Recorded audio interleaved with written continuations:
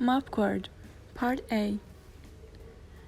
Our walks took place on March 16, 2021 in Katendrecht and Kralingse Bos in Rotterdam and in the center of Gouda. When we were individually recording our walks, we all felt very uncomfortable and awkward doing so. We didn't discuss this together in the beginning, but when we started to work collectively, we found out about our similar feelings during the process. This is how our map got its name, Mawkpward. We marked everyone's journey with our own colors to be able to follow each of our journeys both individually and as a collective experience. During our walks, we all experienced serendipity. As well exploring our unplanned routes, we unexpectedly found some beautiful views or interesting details.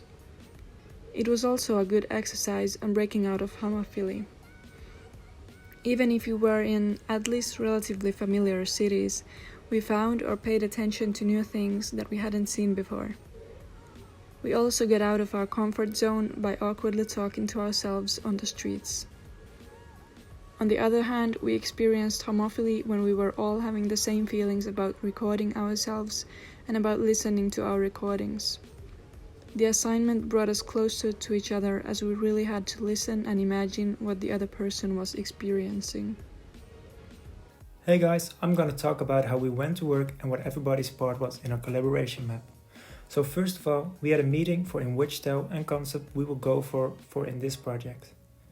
Eva already enlightened us about the awkward part, and for the style we found some inspiration from a few maps Rosa showed us, for example the illustration part of these maps. And because we went for an awkward kind of feeling, we decided to all work in a different style of mapping and merge them into one design. We all sketched our individual map and made a final design where we still worked on in our own color. We all picked a unique selling point and / or aspect from our map, what we wanted to use to create our final design. Every USP turned to everybody's personal task. For example, Eva made some beautiful illustration which really popped out of her individual map. Sam took some really nice quotes out of the podcast which enlightened the pad even more. And I will take the task of rerouting the map and finalizing a few elements and combining the map. Everybody really listened carefully to the podcast, so to capture every element they needed. And after some good communication, we finished the map in a few days. Our communication was definitely the key of our cooperation. When we finished the final design, we were going to print it. Because we only used 3 colors, we chose the Reso print, so that the colors got stronger and professional printed. We experimented and fought a lot with the printer, and with fought a lot, I mean a lot, because there were a lot of prints that didn't work out. But finally we got it printed out nicely. We only needed to fold it to fit it into the box. We chose to do that as a 6 window so we could put up a small pitch on the top.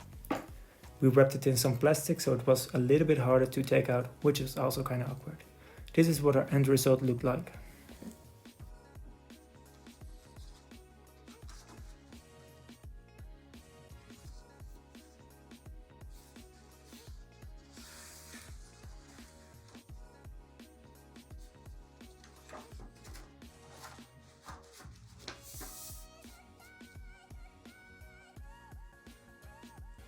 Agreements and/or disagreements in reflection. During the social practice, we had our first experience with mapping. We learned how to look to our environment in a different way and tell about it. We also learned how to visualize a map by listening. Another thing we learned is working with the Riso printer. We had to make a lot of tryouts before we got it right, but it was all worth it in the end. Our experience of collaboration through screens went very smooth. Everybody did their part. We had a daily meeting in Teams where we discussed it, our map and divided tasks. After that, we worked for ourselves and gave each other heads up in WhatsApp. What we would do different in the next time is making more tryouts with the map, trying out some different styles. But like we mentioned before, we were very content with our first design.